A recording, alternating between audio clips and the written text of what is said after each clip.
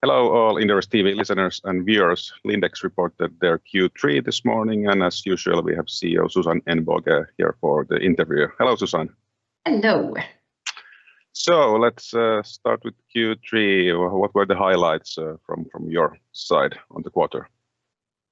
Yes, looking at the highlights for the quarter, I think to begin with, it is important to state that during the third quarter, the fashion market remained both rather challenging and volatile, and that of course impacted our business.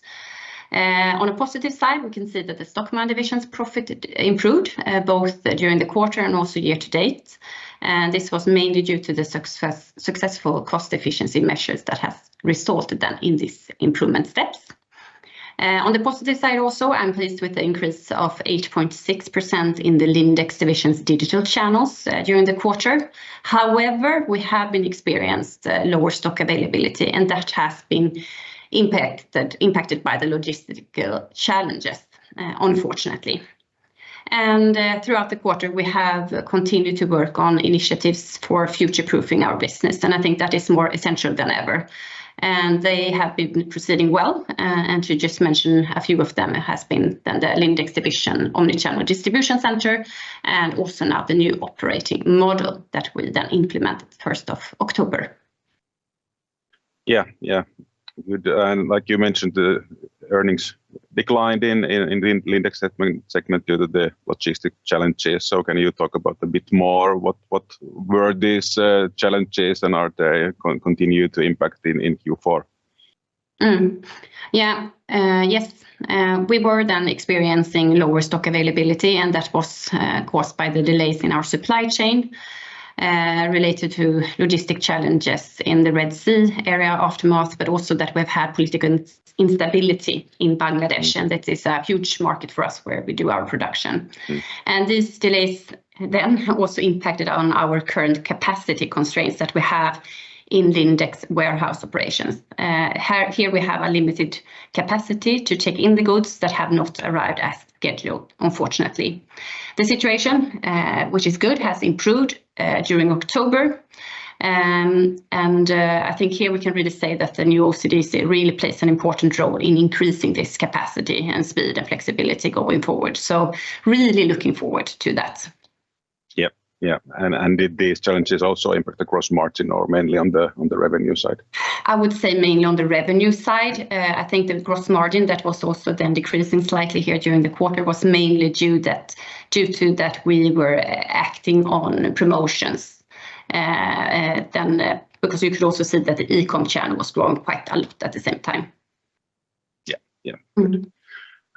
Then on some of the kind of other things, you didn't have any news on the restructuring on the report, but can you confirm that there should be actually a decision on the court case still later today, or with the last disputed claim?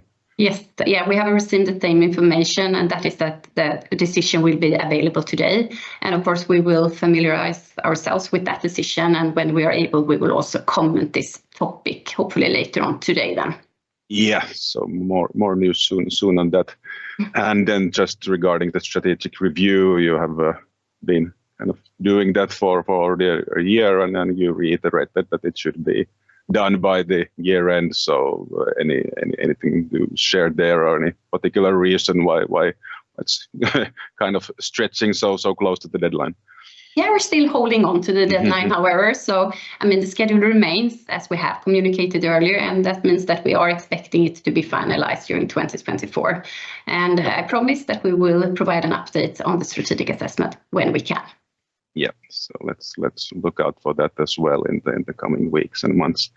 Then on the outlook, do you see any improvements in the kind of overall demand in the market towards the end of the year or going into next year, or how does it look from your perspective? No, we haven't changed our outlook as such. So, I mean, we have said also earlier it is a challenging situation in the market, and that is not changed from our view going forward. And we have talked about the macroeconomic situation in Europe that remains uncertain. I think that is exactly what we have said. And I think that we have a somewhat lower interest rates, but they are still on a high level. And of course, we can expect that these are also affecting then the retail sector by a lower consumer demand and so thereby the fashion market. But with that said, we have not changed our view on the outlook as such. Yeah. Then going into your guidance, of course, related to this, but you did lower the kind of upper end of your both sales and earnings guidance now in the Q3 report. Was it mainly a function of basically what has already happened during the first 9 months, or is there something changed for the Q4 as well? No, exactly. We have done this specification of our guidance based on the first 9 months development. So that is the reason for us to then sort of specify it to a range that is then not as wide as before. Yeah, and you do have a quite kind of narrow ranges for both sales and EBIT. So are they kind of synced that if the sales is in the low end and the EBIT is also, or is there some other moving elements? Of course, the margin can change as well. So how do you think about the higher end or lower end of the earnings guidance? I think they are as synced as they can be. So without then discussing our guidance in a more granular level than we have communicated today. But yes. Yeah, cool. Fair enough. Good. Thank you, Susanne, and good luck for the rest of the year. The same back to you. Thank you.